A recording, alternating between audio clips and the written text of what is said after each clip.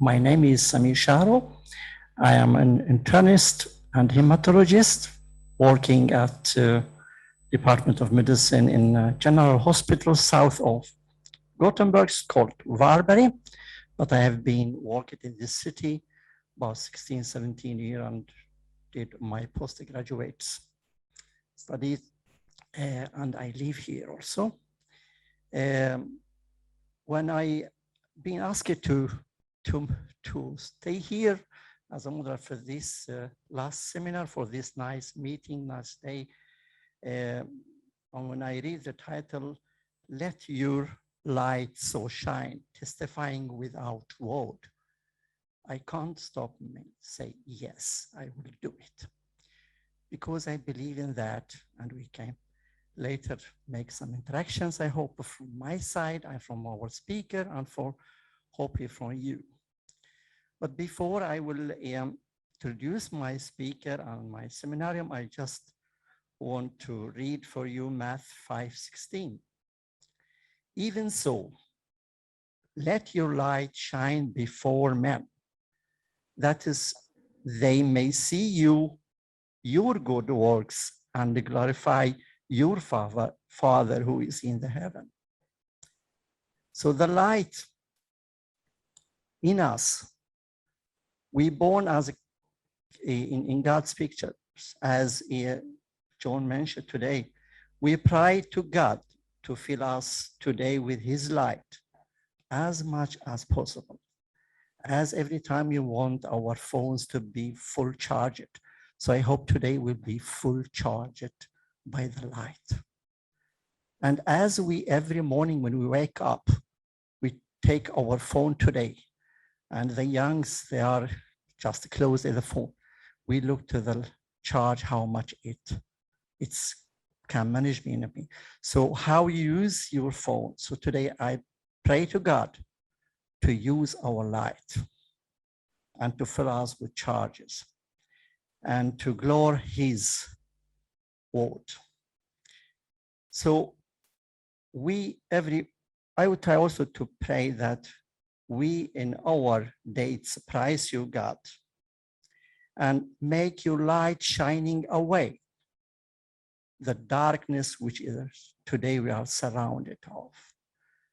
The darkness which is very big. But remember, a small light seen. We see the small light despite the big and the darkness. So our speaker today is Britt-Mari Joelsson. She is working as a pediatric cardiologist in Queen Sylvia Hospital in Gothenburg, which is a part of the Sahlgrenska University Hospital. I'm very happy to be with you today.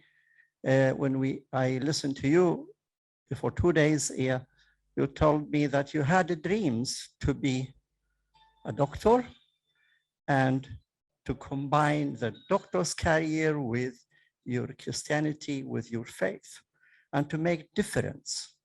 Somewhere you have, but that dreams may be not fulfilled, but I believe that everybody here have the light in him.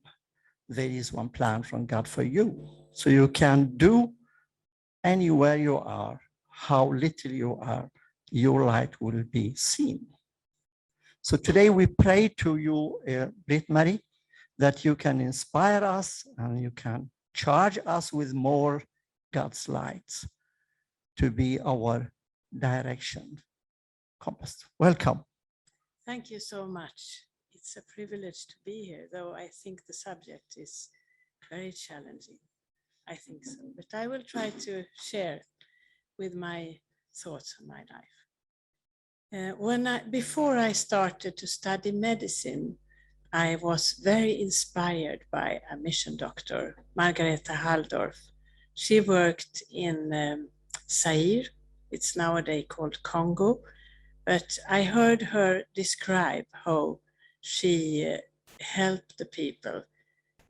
They came from the villages and some had inguinal hernias, very, very big, and she could make surgery and they could go home and be cured. And at the same time, she could pray with the staff, and she could combine this with her faith. I thought that was something great. I would like to work like that. I visited 3 mission hospitals in Africa, and I was very impressed of this, that you could pray in the morning, everybody did that, and before surgery, and you could really work as a praying team. So my vision was that I would like to combine faith, common prayer, medical knowledge, helping vulnerable individuals in a poor country. But to me, that was not what became reality. The reality was that I got stuck in the Swedish healthcare system, where open prayer and anything religious was strictly prohibited. I don't really know how it is nowadays, but when I studied medicine and after, it was very, very, very, very much prohibited. It was quite clear that religious things should not be encountered here. And the patients were rather healthy. I had treatment. So, did he go? Okay, what was possible to do? Yes, I could. Okay, thank you. The fruits of the Spirit is love, joy, peace, forbearance, kindness, goodness, faithfulness, gentleness, and self-control. Against such things there is no law. I could always have this as my vision. Love, joy, and peace. Yes. How do you meet your colleagues or every person every day? How do you share them in the morning? How do you behave in conflicts? Forbearance. It's the same as patience, forgiveness, tolerance. For example, when patients do not come in time and they make it troublesome for me, how much patience do I have then? Kindness and goodness. How do I meet questions from the patients, from my colleagues, from all I encounter?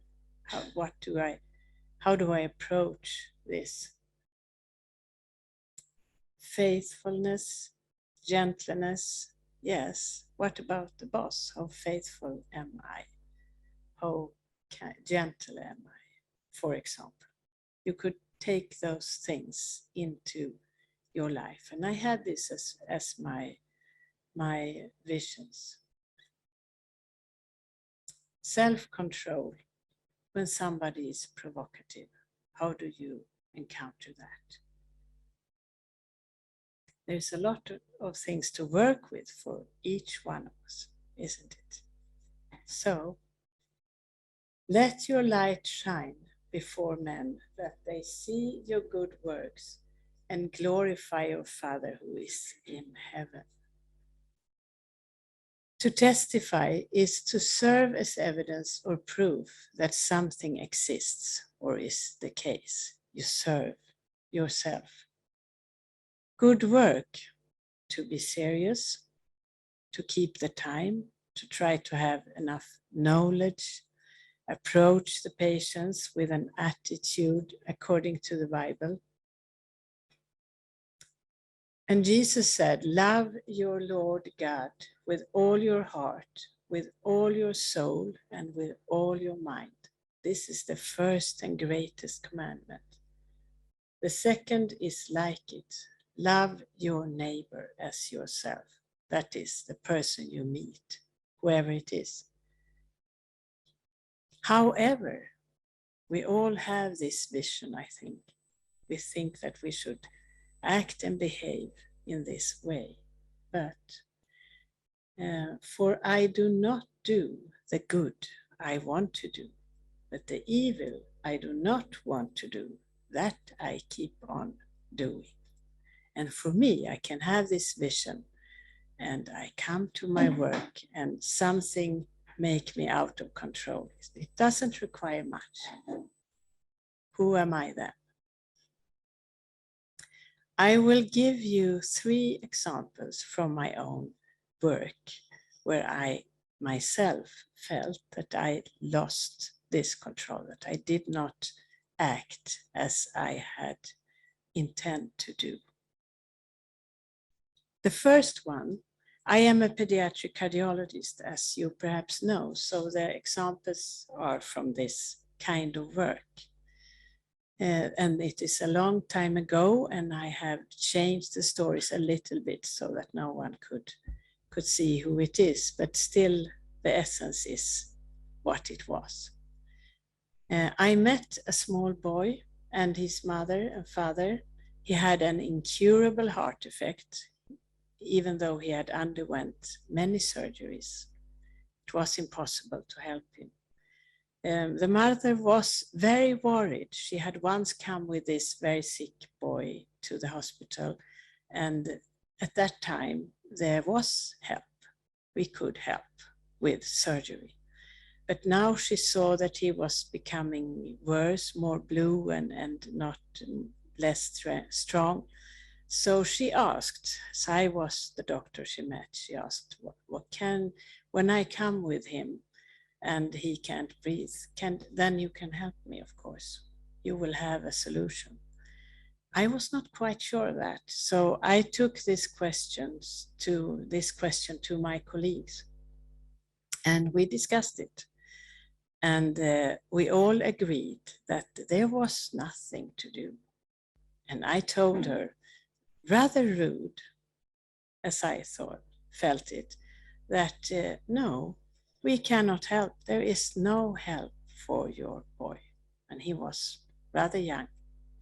She got very upset and angry, and she decided to go to another doctor. And this was very, very shaking for her, of course. And I felt that I have done this in a wrong way. I should have given her some hope. I didn't do that. I prayed a lot for this and for the family. And I also felt that it's very tragic. I have children myself, so I understand that. But still, we can't do everything. So I will ask you now to just think for 2 minutes. What do you think could have been better? How should I have done this? It's not the discussion now, but I just want you to reflect for at least 1 minute. What should I have done? What would have been better?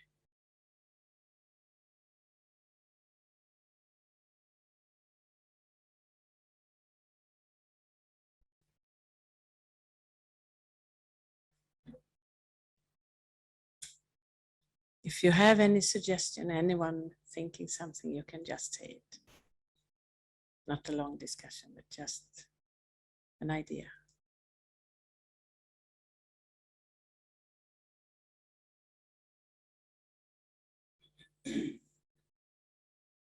Yes?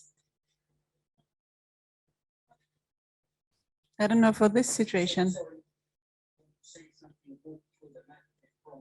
There. Okay. Well, you just say it.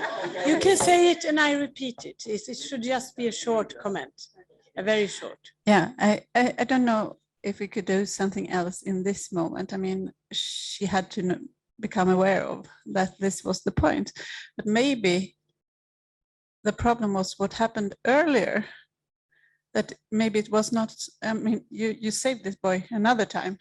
Maybe already then it would be better if she knew that this is the last time we could operate him. And this was the last step, but next time it won't work. But if you, as a mother, of course, or a parent, of course, you think that they could do it last time, they will do it next time too. If yes, she didn't get that information already last time. Of course, I mean? You think we should have been clear at the first time that there might not be help in future. But fact is that nobody really knew that by that time, because it had to do with the growth of the vessels and so on, and we didn't know it. I myself could have thought that perhaps I should have opened the possibility to have a second opinion in another place. Yes, or tell her, I could have said that when you coming, we do everything we can. And we hope that it will go. I could have given her some hope. Just bring the boy and we try. I could have done that. What actually happened after this was that she went to another doctor, but after a long time, not many years, but after some time, he appeared at my patient list, and I thought that this must be a mistake. She doesn't want to see me. But she did. And she looked very friendly and had a smile. And she said that when you told me this, I just thought that I had to prepare my boy for death. So I went to a priest. And it was great for me to do that. I discussed death and how to approach death. And I got the impression that she herself got a belief. She was very glad. And the boy, there was something to do. After many years, there could be something to do. He's still alive. Not cured, but alive. But the mother is dead. She died suddenly.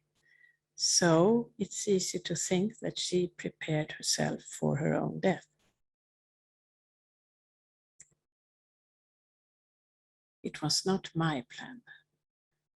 No. The next example is a teenage girl coming to me when I was on duty. She had ventricular tachycardia and it was really a problem. And she didn't want to go through any treatment herself, and we had to force her. And force her to go through electroconversion. She was sedated, of course, but it was not funny to do that. And then she came several times, and I had to force her to take tablets and so on. And she always came with her mother and grandmother, at least the grandmother, but often the mother. And I could feel that there were some problems. I understood that, but I met them and I spoke about the medication. But I had this feeling that, well, do I really help them? So how should I have done it? Or what would have been good to do if you think about it yourself?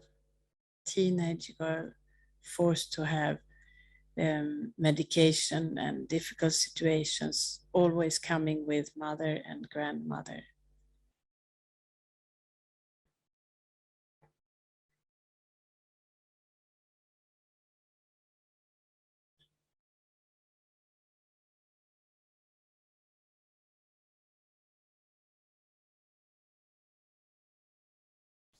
I could have talked to her alone. I could have said to the mother and grandmother that I must explain this for your child. I think afterwards that would have been good. I could have focused her more than the whole company. I think it is a good thing to do that when you have teenagers or slightly older children. Yes?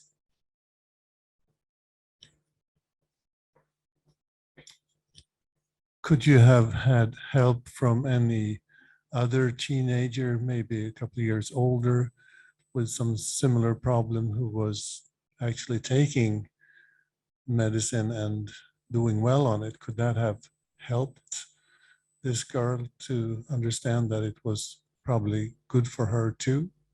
Of course, that is a good idea. to create patient groups or to create meetings between patients. That is a very good thing. In this case, what happened that both parents, mother and father, got lost for this teenager. There was social problems, really. I had the feeling, but I didn't really know the magnitude of it. She lost both, but the grandmother was still there. But she couldn't stay with the grandmother, but she had to go to her aunt, I think. And the grandmother absolutely wanted to speak to me when this had happened, because it was something terrible that had happened, really. And so after some time, I phoned her. I just didn't know how I could contribute to anything then. I really thought that, but I did. And then she talked about her own belief and how she thought that the parents were in heaven, and she was convinced she wanted to talk about this. And so when she said that, I said that, yes, I also have a belief. I also believe in a God. Oh, don't you think that we have known this all the time, she said. We have known this all the time. Oh, I said, I never wear a cross. I don't say anything about my belief. And I'm quite sure that they didn't go to the same church as I. They didn't. So I still don't really know how they were so sure, but they were. And that made it possible, this conversation made it possible for me to advise her to help this teenager to find some other Christian friends. And she really said that, yes, I will do that. And she also told that this teenage girl had an experience of something more of God, one experience during the summer after this, or before the happening. And so I could encourage her to help in that. And I think that this conversation, that was the most important result of this conversation. I have another example, and that is also a teenager with uncurable heart defect. And this is really uncurable. We have discussed transplantation and everything, but it's not possible. And it is a boy with that is retarded also. And he has had social problems. That was known. I didn't really know how, but there were social problems. And I met him. His mother did not accompany him to the outpatient clinic, but I met him and an assistant. And then I thought that I have to speak to this boy alone. I must be sure that he understands something of this. He's a vulnerable person. That was my thought. So I spoke alone with him, and he had a question that had burned in his heart for a long time. And that was whether the heart defect could be cured, mended, as he said. And I was honest and said that no, it's not possible. And he was very sad about this, of course. He also had problems in eating, so he was fed through a tube, gastric tube, just through a tube. And I didn't have many details about that. He was going to other doctors for that, to get help from that. But I was worried because he was not growing enough, and I thought that maybe he is getting too little food and too little nutrition. So I wrote a letter to a dietitian. After this visit, his mother was very, very upset. I didn't contact her after the visit. She wrote a big complaint at 1177, and I answered as kindly and lovingly as I could. She was very upset over the conversation that I had spoken alone with this guy. That was the main thing. But she said that I didn't respect him at all, and it was terrible. And they also wanted to go to another doctor. So what wrong did I do you think? What should I have changed? Afterwards, what could have been done better?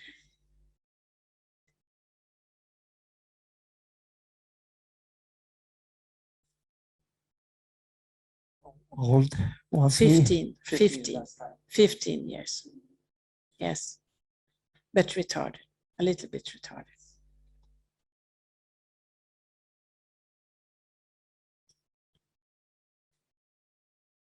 I could have called the mother after the visit and spoken to her directly. That is what I myself think. Yes.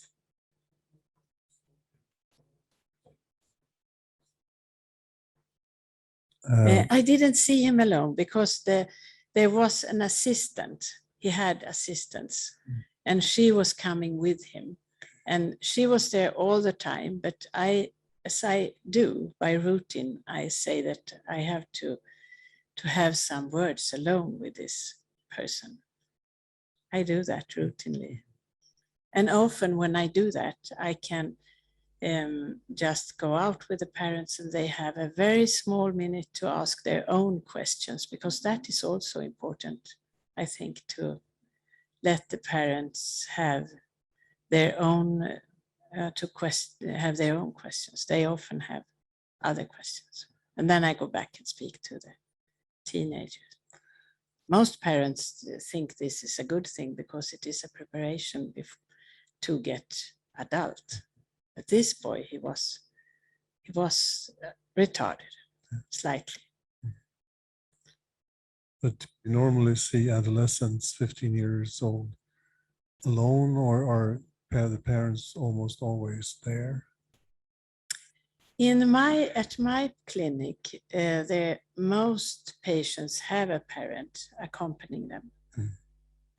And but the patient association support this, that you should speak alone with a teenager from 12 years old. So parents that have some communication with that association, they know that this is a good thing, because parents tend, when you have a parent and the teenager, then you most often address yourself to the parent. It's very easy, or the patient is thinking that my parent will take care of all that talk, and I don't need to listen that clearly. And sometimes they don't even know what heart effect they have or what problems there can be. Did you ask this boy if he wanted to meet you with or without parents? Could that have changed the situation? Yes, that could have changed, of course. That could have changed. That could have changed. And I didn't do that, so I don't know.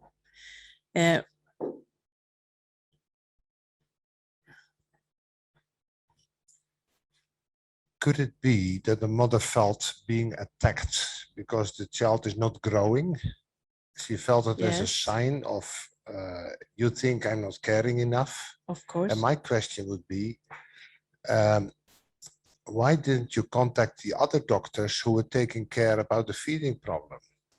I did say, that. well, yes. Wouldn't you consider sending this boy to a dietitian? I did that. He had a dietitian. Okay. And I wrote a letter to the dietitian because they had counted his nutrition and calories and all that. So I just asked if they could count again and see that he could have something more, but because, and I also discussed this with other doctors, but I could have sent him, of course. I could have done that. What happened here, I prayed for that very much because I felt that he was so vulnerable.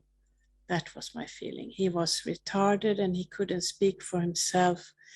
And yes, he was vulnerable. That was my feeling. He had the same value as any one of us. So that was my secret praise. So what happened? when I heard of this boy, I also said to them that, of course, you have the right to see another doctor. That is your right to do that. But next time, the dietitian contacted me, and she told me that he is not longer living in his context that he was before, because there were so many conflicts. So he was taken care of, and she wanted to know how much he could eat by his mouth, because he had been prohibited to do that. But now he could. He lived in another context. So that was, to me, an answer of prayer, that he could eat and get more calories. And after some weeks, I had another phone call from the society. I will not say who called me, but the one who called me asked if the boy had told me that he had been through a very bad situation with slapping and abuse just before he visited me. Did he tell you that? Because that should be a proof, I think, in some sort of, I don't know if it's a trial, but a discussion at least. He didn't. We just talked about the heart effect. But I think that those two things were the explanation for the mother's reaction. To me, it was, I thought that he has it better now. It was an answer of my prayers, really. I thought so. So these are just 3 examples from my job. And what do these examples tell us? I never planned that the first mother should find a belief herself. And even though I had preached and talked very rhetorical, I would not have been able to reach her, I think. I didn't plan that. I never told the grandmother about my belief. Still, she knew it. And in the 3rd case, I didn't have any idea about what was going on, but I at least got an opportunity to pray for this vulnerable boy, and I had an answer of that prayers. What I will say is that these different cases were, to me, it was some sort of, I didn't do what I wanted to do as a Christian, really, when I thought about it afterwards. But somebody else planned, perhaps. I still approached the patients with my vision about the fruits of the Spirit in some way, anyway. I want to give you 3 questions to discuss. The first one, to testify without words. What does that mean? I'm sure that you have examples from your own work and from your own lives when you have seen this. You testify without words. Share it and think about what it means. Number 2, what are the obstacles for testifying without words? What are the obstacles? And number 3, good deeds are, of course, important, but is it enough? Is it enough? These are my questions, so you can have group discussions. Thank you. Yes.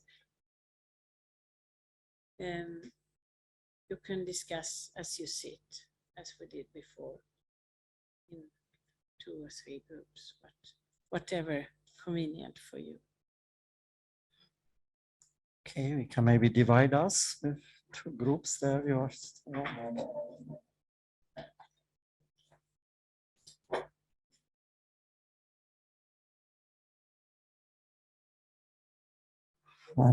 Hello. Now it is 12 o'clock, so our discussion time is over. I forget to say, for those who listen to us on the Zoom, so if you have any question, please write it or be asked to take the vote and to talk. So now I will ask the groups if anyone want to come and share us with what you have talked about this very nice presentation from Britt-Marie. You show the example that really God working with us, even we don't know that. Just we do our work every day and have in mind and in our heart our Lord's word. When I was a kid, my mother was a believer, of course, I am Christian, and she couldn't once read by her eyes the Bible because she don't get the chance to go to school. But she told me, I am born in another country and in a force around us, other believer, other theory. I am from the Middle East, I am from Iraq. She told me, my son, if you put the love of your Lord in your heart and you are afraid of for him and follow his word in your mind, go out, I am not worried about you. You will manage yourself. You will go your way. Maybe it is a very difficult way. You get a lot of press, but believe that God sees you. And there is a meaning why you are there. If you follow that one this way, they will see your light. Even if you don't need to talk, they see it from your behavior, for your work. And Britt-Marie show us the example. You don't mention a lot of God to these people. They saw you. And you care of your patient, and we care of our patient a lot. And they saw them. When I make my rotations in Mondal Hospital Orthopedy, they was worried because I am coming from Middle East. They have any trouble with another guy before my times. And when I finished my 12 weeks there, the chief asked me, can I ask you one question? We are amazed how it was. You do very well, in spite you are from other culture, other language. Can you ask, when we have a colleague exactly from your countries, why you make the exact opposite? I told him, I know just from the name, I think, if you ask me, I think it is my belief. He shake head, but I still think it was this. Because I didn't, nothing else what my mother told me. And what her father told her. Her father was the only little boy he saved the genocide of 1995, 1950. He saw with his eye 20 people of his family dead same day. What's the usual body and psychological response for this boy to be in rest of his life? He will hate everything, but he was the kindest human being I meet because he get the word. And the same thing, he haven't read the Bible by his eyes, but he listened to the word and was filled in the light of God. This was just a little comment. So please, if you, I was some while with you, very good things, please one of us can share the word.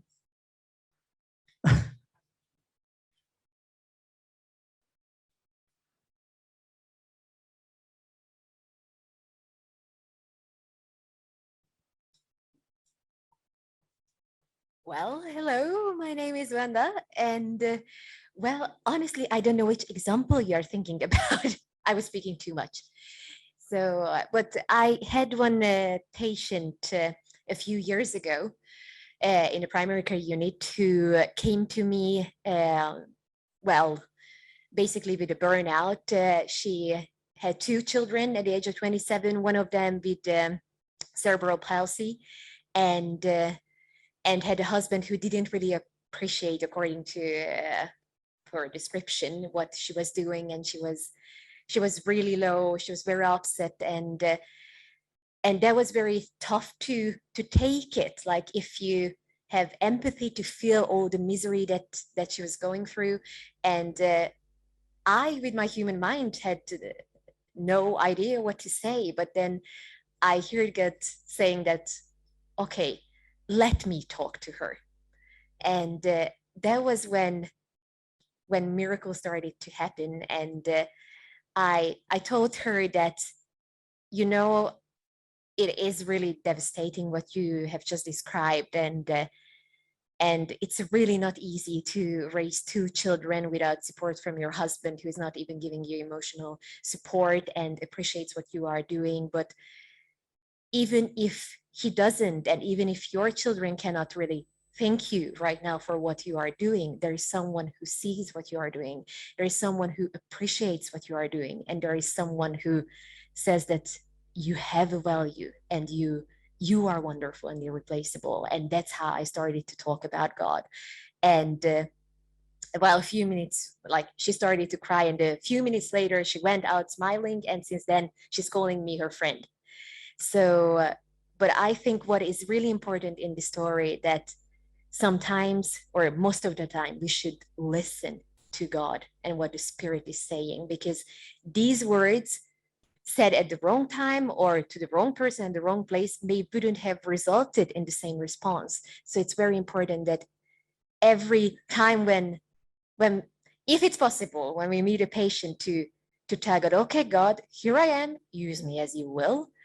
But especially in these difficult situations with patients, maybe to whom we are to deliver this kind of difficult decisions or information, that we are there and say, okay, God, I'm totally unable to do this. So would you please do this for me? Would you please be here? Because the result will be a whole lot better than we would expect. And I know it's easier said than done, but if we have the chance to talk to him every day, what if we also reached out in the most difficult situations at work towards him?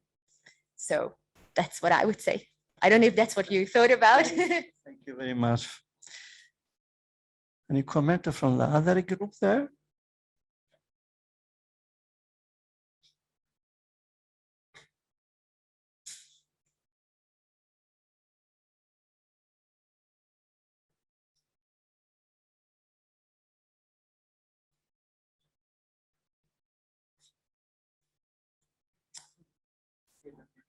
Yes, and thank you, Britt-Marie, for sharing this with us, and it opens up many thoughts, of course. And now you have given us examples where you have been able to follow the patients over time, and I think this is far-fetched maybe, but I think there's a blessing in that also, that often, as if you have a calling to a certain place, you believe that where you're working is where God wants you to be. Maybe you stay there for a while. I've been in the same working place for 37 years. and I think there's a blessing in that many times, because then you actually get the chance to develop a relationship to patients, and you get a chance to follow them over time. And you never know when the situation opens up, and when you can be a testimony to a patient. There's a story I've heard long ago about a woman who became a Christian because when she went to her doctor, she had asthma, and she had problems with her breathing sometimes, and she said to him that she didn't know what to do, but she had decided she was going to try to go to the mountains to breathe some, mountain air. She thought that might be helpful, or go to the West Coast to breathe some sea air. And then he had just said to her, have you ever thought of trying to breathe church air? That was the only thing he said. But that made her go to a church, and that actually was the way for her to find her faith. Then I, for myself, me and my wife, we always, every morning, we have a moment of Bible reading and prayer for the day, where we, just humbly ask God to help us that day in the meetings we have with people, help us to represent the Lord and to make good and wise decisions in situations where we often don't know what to do, because many times you have difficult decisions to make. And I can't say that you often get any feedback from the patients on how they what they saw in you. You don't know that, and you just have to trust the Lord that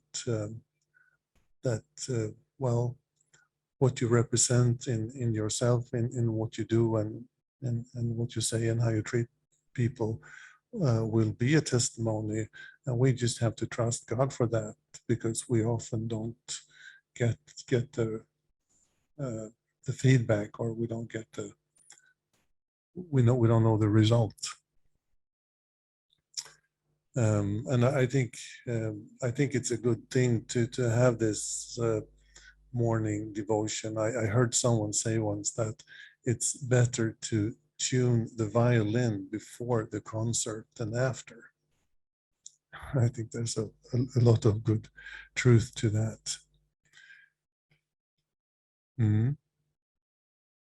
So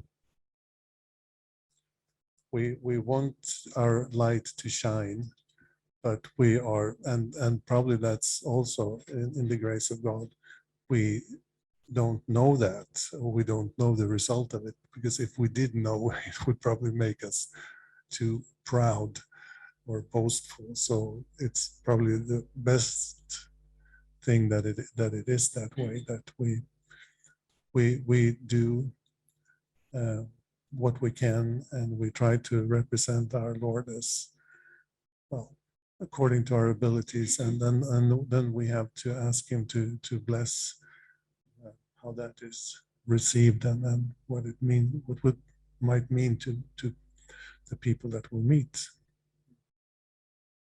Thank you very much.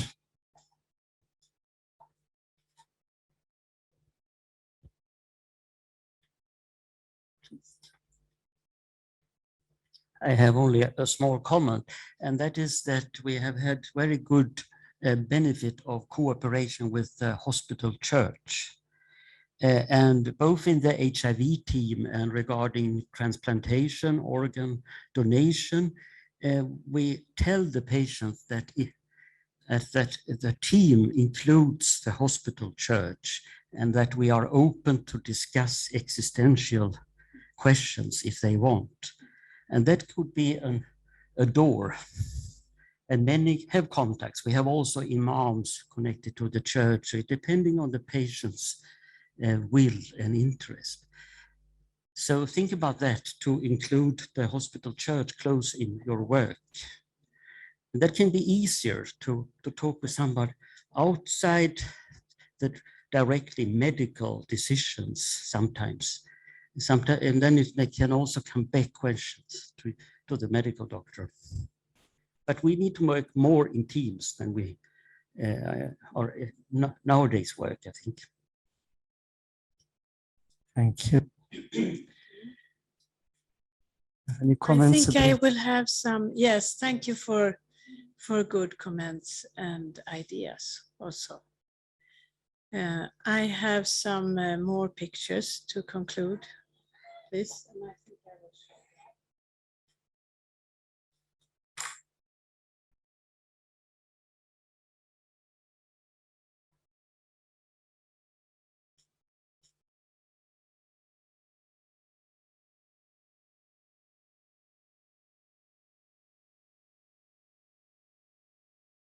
you. Yes, I think that we can have a lot of ideas, and it's good to have a vision about what we should be filled of, the spirits, the fruits of the spirit and good work. But I think that Jesus is important. He is necessary, as Lars said. Again, Jesus spoke to them, saying, I am the light of the world. Whoever follows me will not walk in darkness, but will have the light of life. I really believe that. We are not perfect. We cannot act as perfect Christians all the time. But Jesus, he has possibilities. He said, I am the vine, you are the branches. If you remain in me and I in you, you will bear much fruit, because apart from me, you can do nothing. This is really true. Take home message. Invite Jesus in your heart. You have all done that, I think, but it's possible every day. Invite the Holy Spirit. Take my hands, my eyes, my heart, my feet. Use me today as you want. Sometimes dangerous, perhaps, but no, it's not dangerous. I have worked for a long, long time, met a lot of different people and I have worked in different contexts with medical words that were very atheistic and but this has been my prayer all the time, and I have seen a lot. There are many examples from my life. Maybe I should just tell one, because I think it's very difficult to speak about that I am a Christian and here I come, you know. And once I worked at the ear, nose and throat department, and everybody was so tough, and I was not, but I tried to do my work like the way there. But I just thought about this. I don't tell anything about my belief, my Christianity and the church, and how would I solve this? I was shy. I prayed a lot about that, and I prayed, and I didn't do anything else than pray. And once there was a colleague, a very nice person, and he very easy to speak to, and he said that his wife had gone, she had visited a very nice church, and it was the church that I went to, and he just said something like that. So I said, well, I do go to that church. It's my church, and you can come if you want. And what I didn't know was that he was the one that was gossiping most of all. So after this, everybody knew that I was going to this church. I didn't need to say anything more. There was even a nurse that came with the clothes to give when we had, what do you call it? We did collect clothes to send to Poland, I think. And she came with her clothes. I didn't say a word. Yes.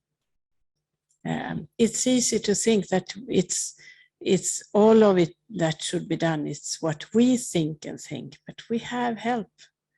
We can give our problems to Jesus, and he has possibilities for sure, far above our thoughts and our rhetoric, preaching and all.